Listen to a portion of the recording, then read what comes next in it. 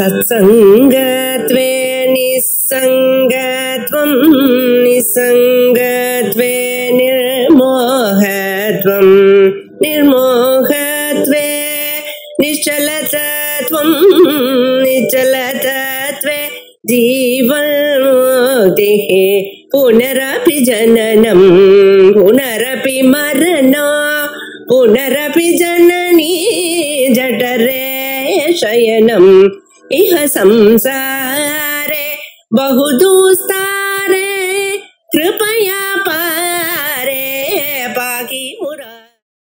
नमः श्री शंकरानंद गुरुपादाम्बुजङ्घने सविलास महामोह ग्राह ग्रासैक कर्मणे नत्वा श्री भारती तीर्थ विद्यारण्य मुनीश्वरौ।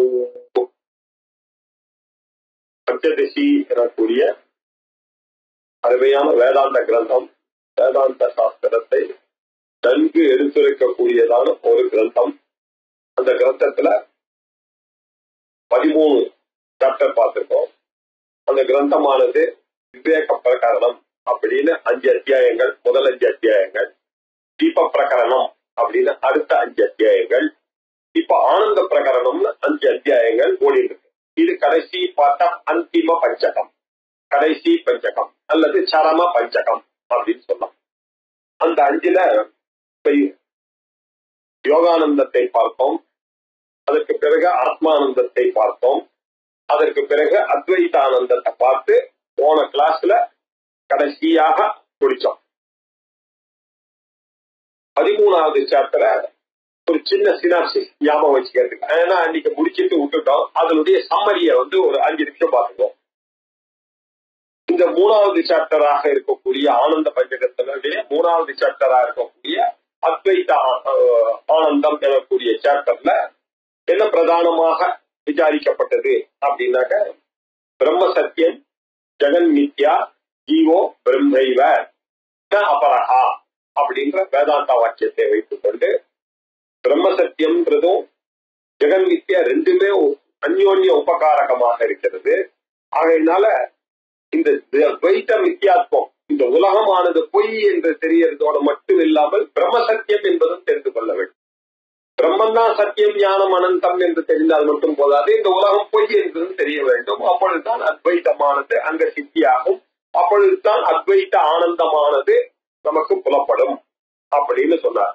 இப்படி பிரம்மமானது அத்வைதமாகவும் இருக்கிறது, ஆனந்தமாகவும் இருக்கிறது அப்படின்றது நிலைநாட்டுவதற்காக வந்தது 13வது சாப்டர்.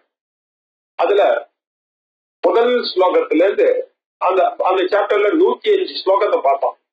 அத முதல்ல இருக்கக்கூடிய 1ல இருந்து 10 ஸ்லோகம், முதல் 10 ஸ்லோகத்துல அவர் என்ன சொன்னார், இந்த ஜகத்துக்கு பிரம்மன் தான் உபாதான காரணம் அப்படின்னு எஸ்டாப்ளிஷ் பண்ணார். இந்த உலகத்துக்கு காரணமே பிரம்மன் தான் அப்படின்னா, காரணம்னா எந்த விதமான காரணம் அப்படின்னு, உபாதான காரணமா நிமித்த காரணமா அப்படின்னு நமக்கு சந்தேகம் வரும். மெட்டீரியல் காசா இன்டெலிஜென்ட் காசா? குடத்துக்கு எப்படி களிமண் காரணமோ புயவனும் காரணம் தானே அப்படின்னு சொன்னார். என்ன சொன்னார், அது இருக்கட்டும்.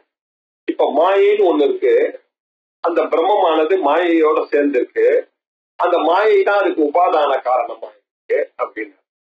அந்த மாயை உபாதான காரணம்னு சொன்னா எப்படிப்பட்ட மெட்டீரியல் காசாக இருக்கிறது அப்படின்னு கேட்டோம்னா, அது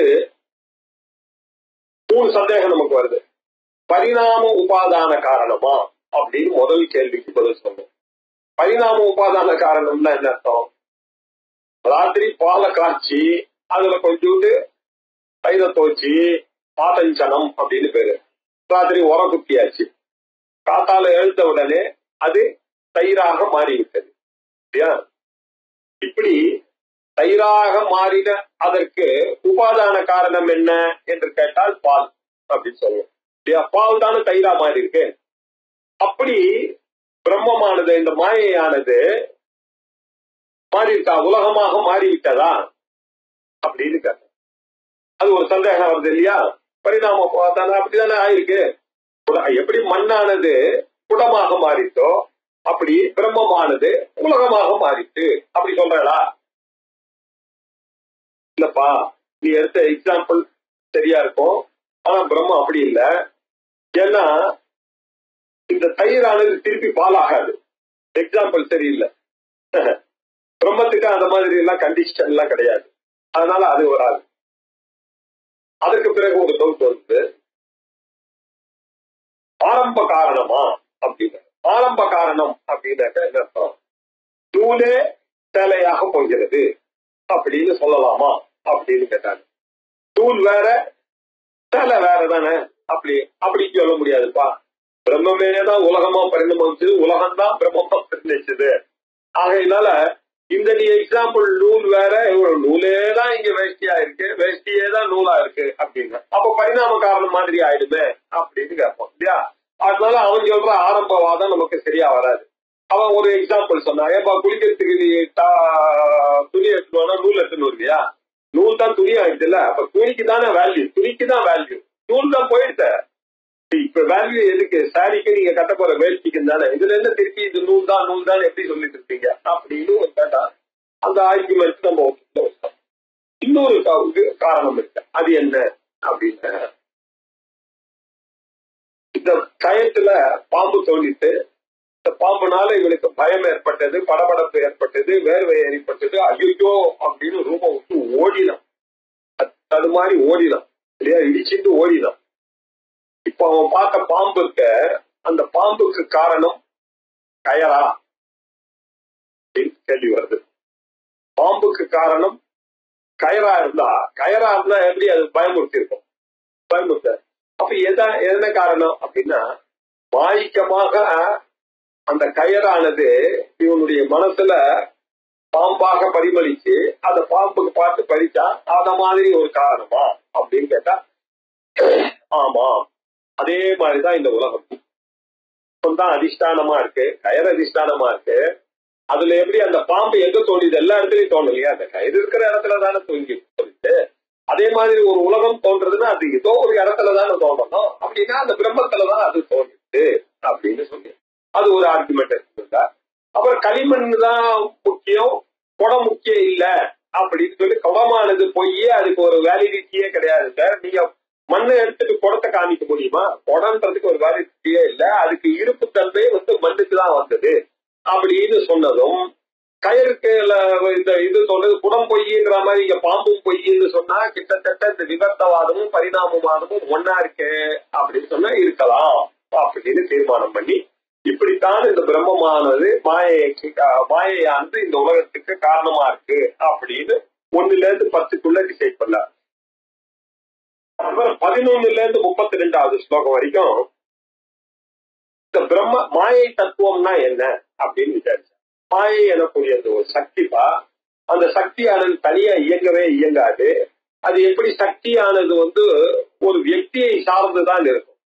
பாடகர்களுடைய பாடும் திறமை அந்த பாடகரை சார்ந்துதான் இருக்கும். எழுத்தாளரின் எழுதும் திறமை அந்த எழுத்தாளரை சார்ந்துதான் இருக்கும். அப்படி மாயா சக்தியானது இந்த உலகமாக பரிணமிக்கிறது. ஆனால் அந்த உலகத்துக்கு காரணமாக இருக்கக்கூடிய பிரம்மத்தை சார்ந்துதான் இருக்கும் அப்படின்னு அதை நிரூபணம் பண்ணார். அப்புறம் 33ல இருந்து 53 சாமி அப்படின்னா அந்த மாயைன்றது பொய்ன்னு சொல்லிட்டீங்க. அந்த பொய்யினாலதான் இந்த உலகம் உண்டுச்சுன்னு சொன்னீங்க. அந்த காரணமா இருக்கக்கூடிய மாயையே பொய்யாயிடுமே. ஆமா இருக்கட்டுமே, உலகமும் பொய், அதை உண்டாகுவதற்கு காரணமாக இருக்கக்கூடிய அந்த மாயா சக்தியும் பொய் தான் ஒத்துக்கொள்கிறோம். உண்மை என்ன? பிரம்மந்தான் உண்மை அப்படின்னு அதுக்கு பதில் சொன்னோம். அதுக்கு பிறகு 54ல இருந்து 60ல காரியத்தை நீங்க பார்த்து, எதுக்காக காரியம் நீங்க பாக்குறீங்கன்னா காரியத்துல தாற்பயம் இல்லை, அந்த காரியத்தை எதனால உண்டாச்சு அப்படின்றதான் பார்க்கணும். அந்த பிரம்மத்தை நோக்கிறதுலதான் உங்களுடைய போக்கஸ் இருக்கணுமே தவிர இந்த உலகத்தை அனலைஸ் பண்றதுல போக்கஸ் இருக்கக்கூடாது. காரணம் அறியப்பட வேண்டும் அப்படின்னு சொன்னார். அதற்கு பிறகு 62ல இருந்து 78வது ஸ்லோகம் வரைக்கும் ஒரு அருமையான ஸ்லோகத்தை, அஸ்தி ஆதி பிரியம் நாமம் ரூபம் அப்படின்னு அம்ச பஞ்சகம் இருக்க உலகத்துல இருக்கக்கூடிய எல்லா பொருட்களுக்கும் அதுல அஸ்தி பாதி, அது இருத்தல், அது தோன்றுகிறது, அது எனக்கு யூஸாக இருக்கிறது என்ற அம்சங்கள் எல்லாம் பிரம்மத்துக்கு சேர்ந்ததுப்பா.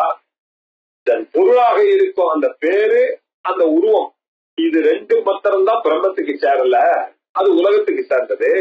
ஆகையினால் அந்த மூணு இல்லைன்னால இந்த பொருள் இருந்தாலும் இருப்பில்லாத பொருள் பிரயோஜனம் இல்லை, தோன்றாத பொருள் பிரயோஜனம் இல்லை, யூசிக்காத பொருள் பிரயோஜனம் இல்லை, ஆனந்தை கொடுக்காத பொருள், வெறும் நாமத்தையும் ரூபத்தையும் வச்சுட்டு என்னையா பண்ணுவீங்க? இப்படி அனலைஸ் பண்ணா அந்த மூணு பிரம்மத்துக்கு சேர்ந்தது, இந்த நாம ரூபம் உலகத்துக்கு சேர்ந்தது அப்படின்னா. சரி, இதை தெரிஞ்சுட்டு என்ன பண்ணணும் அப்படின்னா, இதை தெரிஞ்சுட்டு இந்த நாம ரூபத்தை உபேட்சை பண்ணணும். இது நமக்கு தேவையில்லாத விஷயம், இந்த உலகமானது, இந்த உலகத்தை தள்ளிவிட வேண்டும் அப்படின்னு. ஏன்னா இந்த உலகம் எல்லாம் பொய்யாக இருக்கிறது அப்படின்னு. பாக்குறது என்ன சார், சந்திரன் பாக்குறேன்னு அது பொய்யா? உனக்கும் சந்திரன் தெரியுது, எனக்கும் சந்திரன் சந்திரனாதான் தெரியுது, படித்தவர்களுக்கும் தெரியுது, படிக்காதவர்களுக்கும் தெரியுது. ஆனா நமக்கு தெரியுமா தெரியாதா? அது இல்ல, நம்ம பார்க்கக்கூடிய தோசைக்கல் மாதிரி இல்ல, அது ஒரு பெரிய பிரபஞ்சம் அதுல இருக்கு அப்படின்னு நமக்கு தெரியறது இல்லையா? ஒண்ணு. இன்னொன்னு, ஒரு மனுஷன் இருக்கான்னாங்க, அவன் சின்ன வயசுல இருந்தேன், நானு குழந்தையா இருக்கும் போது நான் 10th கிளாஸ் படிக்கிறேன் அப்படின்னு சொல்லிட்டு இருந்தேன். அதற்கு பிறகு நான் ஹைஸ்கூல் வந்த உடனே நான் பிளஸ் 2 எழுதியிருக்கேன் அப்படின்னு சொன்னேன். அதுக்கப்புறம் என்னாச்சு, காலேஜுக்கு போய், sir I am now a college student sir, நான் இந்த காலேஜ்ல படிச்சுட்டு இருக்கேன், இன்ஜினியரிங் படிச்சுட்டு இருக்கேன் சார் அப்படின்னு சொன்னேன். இப்ப நான் குழந்தைன்னு சொல்லும் பொழுது இருந்த உருவம் போயிட்டு, நீங்க பிளஸ் 2 எழுதும் போது இருந்த உடலானது இப்ப மாறி போச்சு, எல்லாம் மாறிக்கொண்டு இருக்குது. பால்யத்துல இருந்து எவ்வளவு வந்துச்சு, ஆனா அந்த நான் ஏதாவது மாறிட்டா அப்படின்னு யோசிக்க வேண்டியது. இந்த யௌவனத்துல இருந்து கல்யாணம் ஆயிடுச்சு எனக்கு. நான் என்ன சார், என்ன பார்த்தா சின்ன பையமா தெரியுது, I am father of 2 children sir. அப்படிதான் உங்களுடைய உருவம் மாறிவிட்டது. நீங்கள் you are no more a பாலன். அது மாத்திரம் இல்ல, கிழவனாய் என் பேரன் இப்ப என் வயசுல விளையாடின்னு இருக்கான். அப்போ எந்த நான் சின்ன வயசுல பாலன்னு சொன்னேனோ, எந்த நான் இது ஸ்கூல்னு சொன்னேனோ, எந்த நான் காலேஜ் ஸ்டூடெண்ட் சொன்னேனோ, எந்த நான் ஆபீஸ் போயர்னு சொன்னேனோ, எந்த 2 குழந்தைக்கு அப்பான்னு சொன்னேனோ, இப்போ அதே நான் தான் இருக்கு. ஆனா இப்ப பேரனை வைத்துக் கொண்டிருக்கிறேன். என்னுடைய உடல்ல எத்தனையோ மாற்றங்கள், எத்தனையோ செல் எல்லாம் தேய்ச்சி போச்சு. அப்ப சின்ன வயசுல நான் பார்த்த போட்டோவை பார்த்தா எனக்கே சிரிப்பு வருது, நானான்னு சந்தேகம் இருக்கு. இப்படி மாறிக்கின்றதே இல்லையா? எல்லாம் கிடையாது, திருப்பி வருமா? வராது. இந்த மாதிரிதான் இந்த உலகத்துல இருக்க பொருள்லாம் நீ பார்க்க ஆரம்பிக்கணும், வைராக்கியம் வரும் உனக்கு. எதுவும் திருப்பி வராது. பிதா புனர்நாஸ்தி. எத்து போன உங்க அப்பா திருப்பி வருவாரா இந்த உலகத்துக்கு? வரமாட்டார் இல்லையா? ஒரு தடவை போயாச்சுன்னா போயாச்சுதான்பா. இப்படி உலகத்துல இருக்கக்கூடிய விஷயங்கள்லாம் க்ஷணமாக இருக்கிறது, மாறிக்கொண்டுதான் இருக்கிறது.